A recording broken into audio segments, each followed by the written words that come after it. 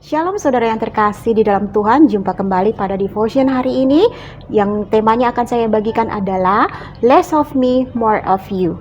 Diambil dari Filipi 2 ayat 3 yang bunyinya adalah, dengan tidak mencari kepentingan sendiri atau puji-pujian yang sia-sia, sebaliknya hendaklah dengan rendah hati yang seorang menganggap yang lain lebih utama daripada dirinya sendiri. Less of me, more of you, dengan kata lain adalah selflessness atau tidak memikirkan diri sendiri. Naturnya manusia memang senang memikirkan diri sendiri. Kenapa? Karena menyenangkan diri sendiri itu enak. Tapi kalau di saat kita sudah percaya Tuhan, yakin dan percaya akan kehendaknya, Tuhan Yesus itu ada hidup di dalam hidup kita. Sehingga pribadi itu harus tercermin dalam kehidupan kita. Pribadi Tuhan adalah bukan pribadi yang mementingkan diri sendiri. Tuhan bukan adalah Tuhan yang egois. Sebab itu, kita sebagai pengikut Tuhan, orang percaya di dalam Yesus Kristus, seharusnya menjadi pribadi yang tidak memikirkan diri sendiri atau selflessness. Lawan dari kata selflessness adalah selfishness, di mana manusia senang sekali dengan mementingkan diri sendiri. Biasanya hal ini terlihat pada orang-orang yang masih bersifat kekanak-kanakan, tidak mau terusik, senang di zona nyaman, pelayanan masih memikirkan untung dan rugi. Padahal kekristenan adalah pengenalan akan Kristus. Apa yang kita lakukan agar kita menjadi pribadi yang selflessness atau tidak memikirkan diri sendiri? Yang pertama, menerima pada saat kita memberi. Kita akan lihat pada Amsal 11 ayat 24-25 yang bunyinya adalah, ada yang menyebar harta tetapi bertambah kaya, ada yang menghemat secara luar biasa namun selalu berkekurangan. Siapa banyak memberi berkat, diberi kelimpahan. Siapa memberi minum, ia sendiri akan diberi minum. Saudara yang terkasih di dalam Tuhan, saat kita memberi, kita menerima. Apa yang dimaksud dengan kalimat ini? Memberi tidak bicara hanya dengan materi, tapi banyak hal yang bisa kita beri kepada orang lain untuk kita selalu mementingkan kepentingan orang lain. Waktu kita bisa berikan. Tubuh kita, tangan, kaki bisa kita untuk memperhatikan mereka. Kita beri perhatian terhadap mereka. Bahkan mungkin makanan atau apapun bentuknya itu. Banyak hal yang bisa kita beri kepada orang lain dalam kehidupan kita. Walaupun itu tidak bicara selalu dengan materi. Di saat kita memberi, kita pun secara tidak langsung menerima. Mengapa dikatakan demikian?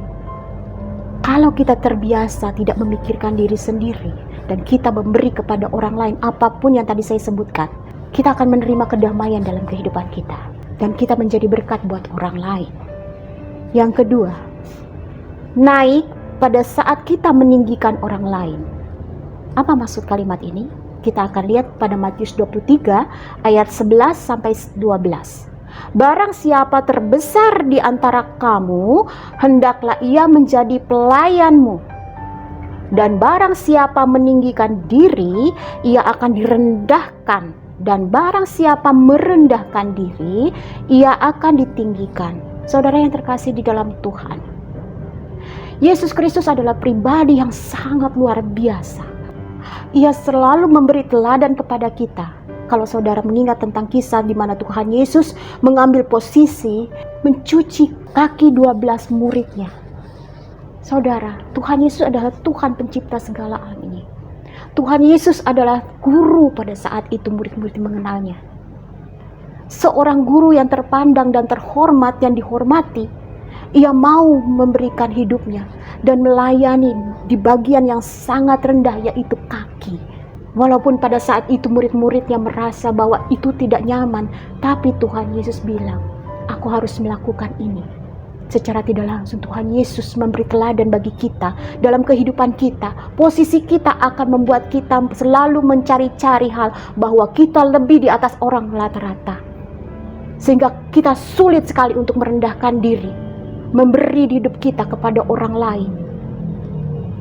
Tapi kalau kita mempunyai prinsip naik pada saat kita meninggikan orang lain, pasti kita akan menjadi berkat buat orang lain.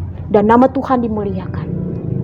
Karena Tuhan menginginkan hidup kita selalu menjadi diri pribadi yang rendah hati. Yang ketiga, mementingkan Tuhan di atas segalanya. Galatia 2 ayat 20. Namun aku hidup, tetapi bukan aku lagi sendiri yang hidup, melainkan Kristus yang hidup di dalam aku. Dan hidupku yang kuhidupi sekarang di dalam daging adalah hidup oleh iman dalam Anak Allah yang telah mengasihi aku dan menyerahkan dirinya untuk aku. Saudara yang terkasih di dalam Tuhan, jelas tertulis bahwa Tuhan bukanlah pribadi yang egois, yang memberikan kasihnya, yang membuktikan kasihnya di kayu salib. Untuk apa? Mengasihi kita. Lalu egois sekali kalau kita memikirkan diri kita sendiri. Hanya kita yang selamat, orang lain tidak perlu selamat. Justru hidup kita harus mencerminkan pribadi Yesus Kristus, di mana kita harus juga bertanggung jawab atas keselamatan orang lain. Kita tidak hanya hidup, oh ya saya beriman, oh ya saya melakukan ini dan itu, tapi kita tidak pernah memikirkan atau mementingkan kehidupan orang lain. Kita kalau sudah dikasihi, sudah sepatutnya kasihilah sesamamu lebih dari dirimu sendiri. Kenapa? Karena Tuhan Yesus begitu melakukan itu. Puji Tuhan, kiranya kita menjadi pribadi yang tidak hanya memikirkan diri kita sendiri, bahwa Tuhan di atas segala-galanya. Kalau kita memposisikan Tuhan di atas segala-galanya, hidup kita akan damai sejahtera, tenang, dan menjadi berkat buat orang lain, dan nama Tuhan dimuliakan. Dan banyak orang lain diselamatkan oleh karena kasih Tuhan. Terima kasih, Tuhan Yesus memberkati. Amin.